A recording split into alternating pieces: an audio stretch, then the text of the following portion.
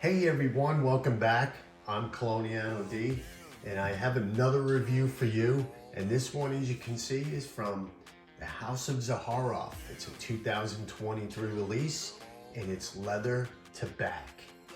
Okay, this is the big brother, I think.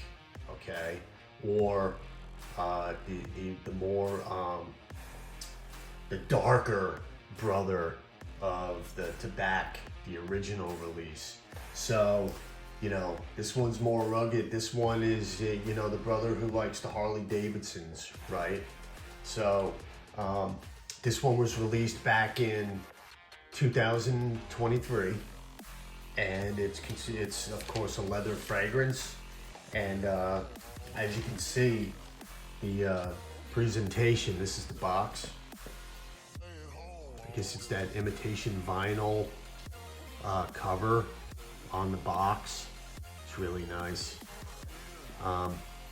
Very nice presentation on Zaharoff fragrances.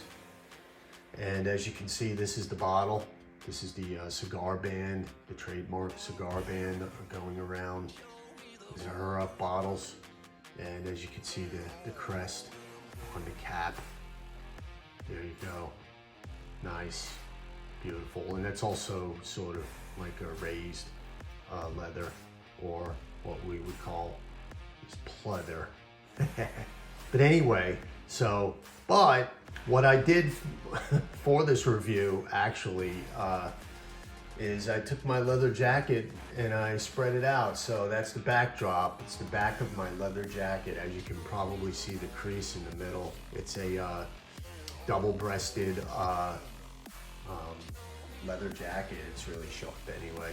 So maybe one day I'll do a leather review once I get to learn my camera a little bit more and put myself on these videos. But anyway, so let's go over the notes.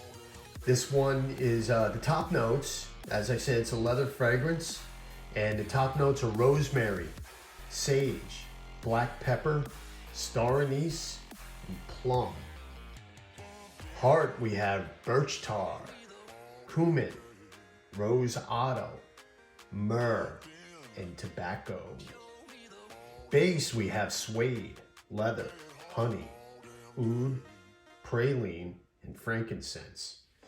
Now, I'm gonna tell you right off the bat, as most or some of you know, cumin, you know, if it's heavy and your skin reacts to cumin like mine does, this scent could, you know, somewhat come off as animalic to you.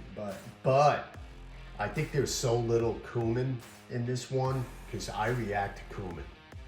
Cumin, to me, even the slightest amount, you know, it can get pretty offensive on my skin. So I sort of stay away from scents that have cumin as a note, but this one, I don't get it. So, you know, I don't get it in large amounts. Very well blended is what I'm saying.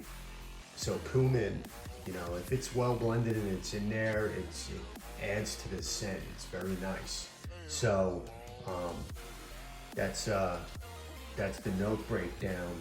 And right off the top, you know, you get a blast of that warm, I get a hay-like dry tobacco, right? It's not a sweeter tobacco like TABAC, right? From Zaharoff. And you get the leather or the birch tar. So this one is really strong. If you're a heavy sprayer, you're gonna project on this. This is a heavy projector, this fragrance. So you get the woods, right? The oud wood, you get all that right off the top.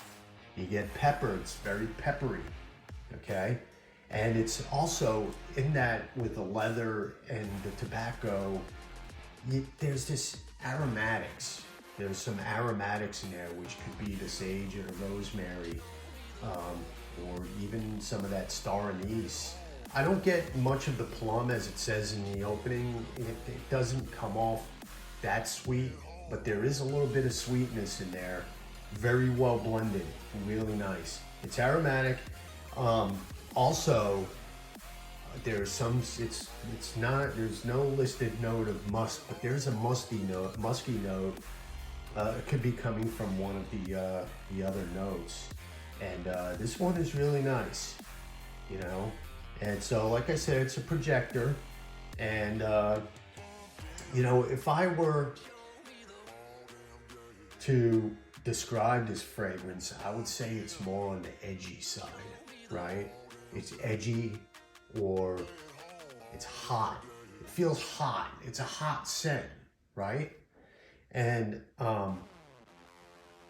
when we get past the opening and we head to the 2 or 3 hour mark, it just keeps changing. You know, you get the frankincense, and then the mids start kicking in, and then you get towards the base. Like I said about the cumin, very well blended. You start hitting that resinous, the myrrh and the tobacco. It really starts to, it's very dense, right?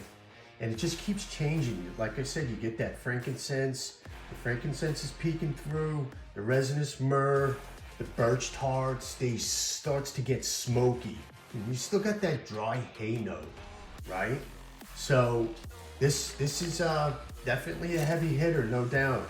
And in that 2 to 4 hour range, you know, you just keep wafting, and it just keeps changing on you. So, and then, you know, you get towards the 6 to 8 hour range, right? You're getting that smokiness. That smokiness is really popping through on this one, right? The smokiness starts to emerge, and when that smokiness intensifies, it adds another dimension to the fragrance. So you're thinking, oh, you know, after the beginning, you know, you got your resins and all that good stuff, then it starts getting more smokier. So, and it somewhat extends, right? Extends that first 2 to 4 hours past it. So we're talking 6 to 8 hours now, and it gets smokier. Now, when I say smokier, it's like I said, this fragrance is somewhat like hot. So when I say smoky, I don't mean standing next to an open fire. You're not getting that campfire smokiness, right?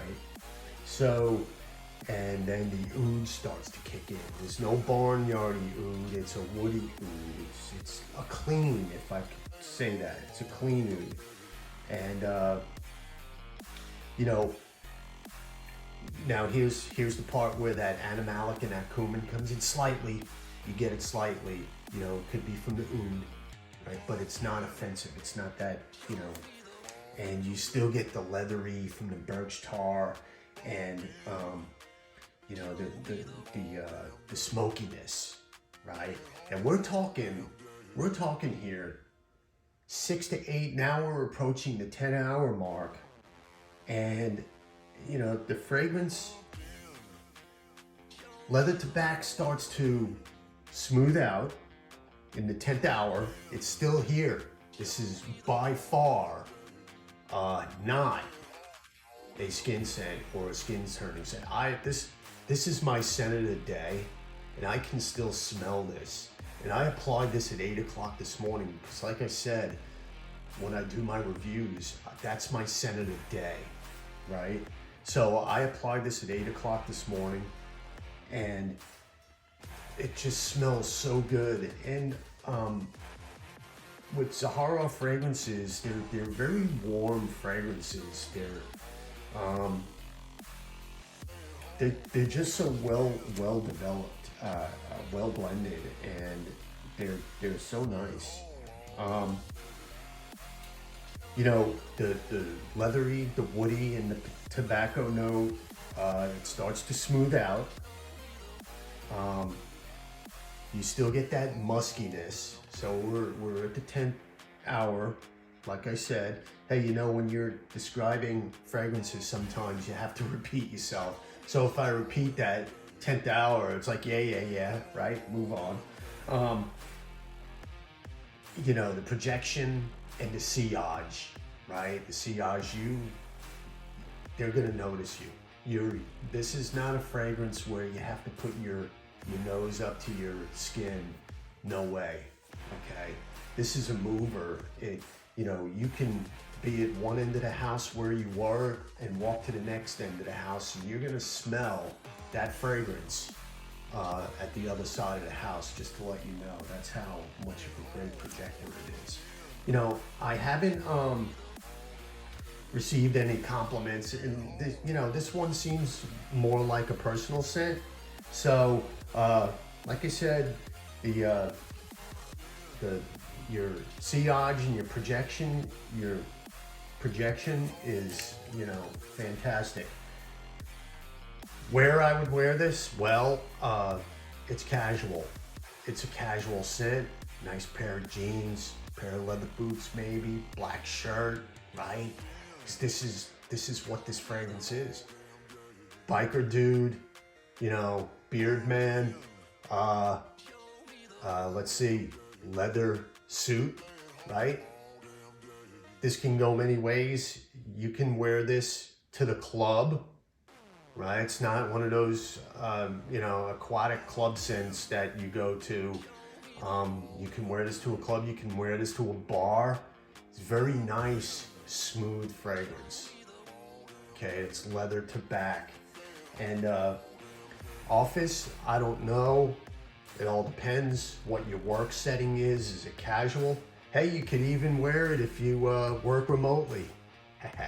Anyway, so that's it. Just hanging out with your wife, girlfriend, boyfriend, whichever. And, it's a masculine fragrance, obviously. Wear what you like, of course, right? So that's it. That's my review of Leather to Back from Zaharoff. This one is a fantastic fragrance, and I highly recommend it. If you don't like leather, get a sample, test it out.